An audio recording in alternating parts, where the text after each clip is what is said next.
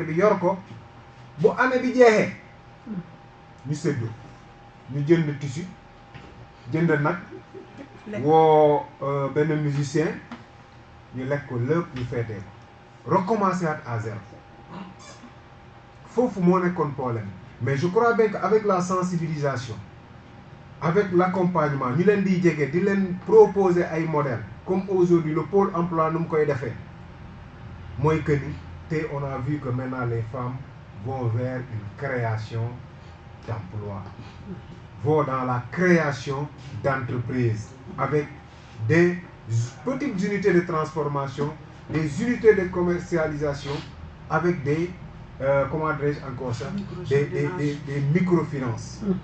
Et je crois bien que loolu dañ ko war a mën a accompagner. Tey jii nii boo xoolee par exemple on parle de liberté des femmes. Je parle bien qu'en termes de droit, là, que c'est GIE érigé. Parce que j'ai eu l'occasion de travailler avec eux. Je vous dis que à chaque fois, man c'est un produit là défendu. C'est pas de la publicité, excusez-moi, mais j'ai pas mal de produits dans mon pays de fini à travers des femmes. Pour dire, man boisson de mon hobby. La plupart. Jus là consommé. Produits locaux. Ça veut dire qu'il faut beaucoup de choses nous devons accompagner ces dames-là. Nous qui sommes avertis, on doit pouvoir accompagner ces femmes. Parce que, je le dis, quand la femme prospère, la société prospère. Parce que nous, le plus nous c'est pour amener à la maison. Qui on va trouver à la maison? C'est notre femme, nos enfants. On peut avoir des filles et des garçons. Le plus nous et pour nous, on fait allusion aux femmes. Comme aujourd'hui, si les femmes prospèrent, la société prospère. Et là, nous, nous, dalal suñu xel pour mën a utiyaat leneen nañ leen accompagner surtout accompagner leen ci lan assister leen surtout parce que y a ce qu'on appelle la masculinité positive. Masculinité positive, quand les gens en parlent, ñu jàpp ni entre parenthèses on parle de voilà borom ñaari tuuri etc. Non non non, on doit soutenir, on doit avoir de l'empathie pour ces femmes. Te nit bu lay jàppale da nga ko war a mettre dans des conditions bu fekkee ni mënoo ko may ker mais au moins que ni indil ko beneen xob boo xam ne même bu fekkee ki mënul nekk ay xob yi yëpp mais nga indi ko quelque xob nga ne ko ah li muurul moom mu gis ne ah sama jëkkër wala soit ñu ngi may accompagner au moins que ni pense que ni notre société sera prospère. Mariama en a parlé ici, une chose très importante ici surtout par rapport à l'autonomisation. Moi que aujourd'hui le financement. Il y a des structures. Certes, nous sommes un service technique. Il faut que ces femmes-là nous mènent en compétitivité. Si la formation, la formalisation, il faut qu'elle soit formalisée ou bien leur GIE formalise leur GIE pour pouvoir concourir au fond.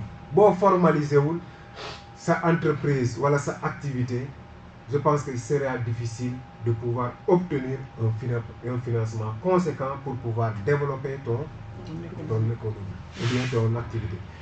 Aussi, pour ce cas de financement, je déconseille à toute personne, je ne dis pas que c'est seulement les femmes, à toute personne de chercher un financement s'il est en phase d'idée. Phase d'idée, moi, dama bëgg def li ngay wut financement pour l'autre. Non, non, non. Parce que la femme échéance sur les jobs. Et parfois, l'autre moi pousse à faire ce qu'on appelle le détournement d'objectifs. En tant que technicien, j'ai le droit de prévenir à toute personne qui veut entreprendre de chercher un financement en phase d'idée. Demal ba tek ba commencer gis ngay outil financement dañ koy outil ci phase de développement. C'est pour développer ton entreprise, mais pas pour développer l'idée. L'idée, il faut la concrétiser. L'idée doit être un désir, non pas un plaisir. Parce qu'un plaisir peut attendre demain. Mais le désir, il faut aller vers la réussite de cette idée. Et après cela, on peut chercher un financement. pour développer et pouvoir commencer à recruter et augmenter même la production de notre entreprise.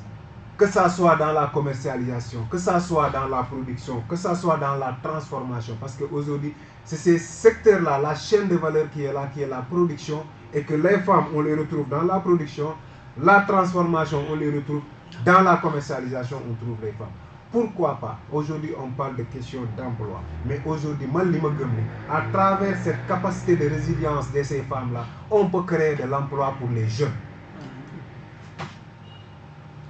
Si les jeunes produisent, ou bien c'est les femmes qui produisent, hein? Et qu'aujourd'hui, les femmes transforment, qui doit commercialiser? Nous avons des métiers qui sont faits, et nous avons des métiers à Dakar. Fan yee passé ñu yoon dëgg ay dem Espagne pour dem witti ay tool ñaata toolu mango moo fi nekk ici en Casamance qu'on laisse ces mangues là pourrir dans les forêts ñu bàyyi ñeneen ñi ñëw di ko jënd au moment où mango yooyu sa ñorul ñu koy jaay di jaay ay tool et or que aujourd'hui ñu ne boo toogee ñu booy dem par exemple aujourd'hui Dakar loolu li ñu lay wax indil ma charité li ñu lay wax Balé Casamance, Doutir Casamance, Limon Casamance, Mad Casamance, Netetu Casamance. Dem nañ sax ba léegi bu ñuy wax sa déglu de et c'est vrai Serigne sax ñee la Serigne Casamance. Les filles qui se trouvent au nord loo dégg man dama bëgg jëkkëru Casamance, les hommes jabaru Casamance. Et maintenant nous les Casamançais. Qu'est-ce qu'on va faire avec toute notre recherche? Point d'interrogation. Kenn ku nekk na nga xool li nga war a mën a taxaw. Ñu bañ di taxaw à chaque fois di dire dëkk bi métti na waaw mais yow lan nga def pour que dëkk bi mën a neex. Je crois bien que j'en ai longuement tiré, mais c'est important surtout par rapport à l'autonomisation de ces femmes-là. C'est une question vraiment qui vient à son heure et que moi j'encourage les femmes à continuer, surtout dans ce lancer. Il y a le pôle emploi et entrepreneuriat qui est dédié à eux et aux jeunes. Il y a l'espace Sénégal Service qui est là, à leur service. Nous à votre disposition. Il y en a beaucoup de femmes qui l'utilisent. On a tenu une communication, malgré que si ça reste, c'est que même nous-mêmes, on a des problèmes au sein des pauvres. Parce qu'on n'est pas aussi, on ne peut pas faire dans les autres régions, mais on communique dans ces occasions, surtout. Tantôt vous me taquinez pour me dire le chef de quartier de Djibignon, etc. Je suis parti plus loin que ça. Djaboudjor Frontière, Katak, Makouda, tout ça, Mongol, Essom Silachai, tous ces zones-là, on l'a fait et qu'on a le pôle emploi a fait quelque chose là-bas et c'est le compte de l'État du Sénégal. C'est pas pour moi, Massali, mais je suis un agent de l'État qui est au service de sa population et je dois servir le département de Bignona. Et donc, je n'ai pas peur ou bien de dire que de stigmatiser, les autres sont dans les zones rouges et que ici, je me profite de ceux qui sont prêts. Mais ces zones rouges-là, on doit les rendre vertes. Comment les rendre vertes? En accélérant les projets et programmes de l'État. Nous devons sentir ces Sénégalais. Disney aussi, ils doivent participer et avoir une autonomisation, une inclusion vraiment. Il ne faut pas exclure, on doit inclure tout le monde et s'accompagner avec des gens qui veulent le développement du Sénégal, particulièrement celui de la Casamance. Merci beaucoup. En tout cas, merci beaucoup, monsieur. Il est le coordinateur, je vous rappelle, il est le coordinateur du pôle emploi et entrepreneuriat pour les jeunes et les femmes du département de Bignona, monsieur Maguette Massali. En tout cas, je pense que, je sais que quand il partait là-bas, il ne m'avait pas averti. Mais comme j'ai tellement d'amis dans ces zones-là, finalement, ils m'ont appelé pour apprécier et ils étaient très contents le fait de voir. Donc pour emploi dans leur zone et cela les a tellement réconfortés et c'est pour cela moi-même là où j'étais je me suis dit que il est temps et c'est important aussi d'avoir une personne comme Massali qui est disponible mais surtout le pôle emploi Sénégal Service du département de Bignona en tout cas Galama. Et je pense que madame a quelque chose à ajuster, madame la responsable de la cellule Jean. Mais je vous rappelle que nous sommes à l'entente de notre proposition. Et si vous voulez aussi revenir, madame, qui est point focal régional, il y a un auditeur qui demande la question du sexisme. Je pense que, pouvez-vous revenir un peu pour éclaircir la question sur le sexisme? Oui, Bara, je vais essayer de répondre à la question de je ne sais pas si c'est... Mais aussi informer aux auditeurs que pour ceux qui veulent suivre l'émission aussi, ils peuvent suivre parce qu'il y a notre technicien qui nous signale que vous pouvez suivre l'émission à travers le digital, comme vous savez, nous sommes dans le monde digital, sur Bignona Awania TV. Si vous tapez Bignona Awania TV, vous pouvez suivre l'émission en direct. Et vous êtes actuellement en direct, je pense qu'il y a d'autres qui vous suivent, si c'est du côté de l'Espagne. On vous suit en direct. Ok, allez, madame. Super. Ok, encore une fois, merci. Je vais essayer de répondre à la question de cet auditeur. Il pose la question à savoir c'est quoi le sexisme. Donc le sexisme, c'est juste une discrimination négative envers le sexe d'une personne. Tu peux peut-être minimiser une personne parce que tout simplement c'est une femme. Et cette discrimination aussi est alimentée par les stéréotypes, par les préjugés. Et ça peut amener comme conséquence le harcèlement. Un exemple typique de sexisme ou bien de discrimination, c'est quand il y a peut-être un poste ou bien quand on est dans une entreprise, si on refuse la promotion à une femme parce que tout simplement on pense qu'elle sera empêchée par sa famille ou peut-être elle sera empêchée par son physique. Quand je parle de physique, c'est peut-être quand une fois cette femme-là va tomber enceinte et peut-être qu'elle aura besoin d'une congé de maternité, qu'elle va peut-être tomber malade durant ces mois de grossesse. Si on refuse une promotion à une femme parce qu'elle est une femme, parce que vous pensez que son corps ne lui permettrait pas de faire ce travail, ça c'est du sexisme. Voilà, je ne sais pas si j'ai comment ça s'appelle, l'auditeur est satisfait de la réponse. Non, il pourrait être satisfait parce que vous avez apporté votre réponse. Et donc je pense que nous sommes à l'entame aussi de notre émission. Mais néanmoins, je pense qu'on pourra donner la parole à madame, la responsable de gens, pour prendre le micro. Voilà. Donc, moi, je voulais juste renforcer ce que Mansali venait de dire, quand il dit que quand on est en phase d'idée de réalisation d'un projet, il faut éviter d'aller prendre un financement. Moi, je dis que l'entrepreneuriat a ses hauts et ses bas. Moi, c'est le conseil que je donne souvent à nos sortants du lycée.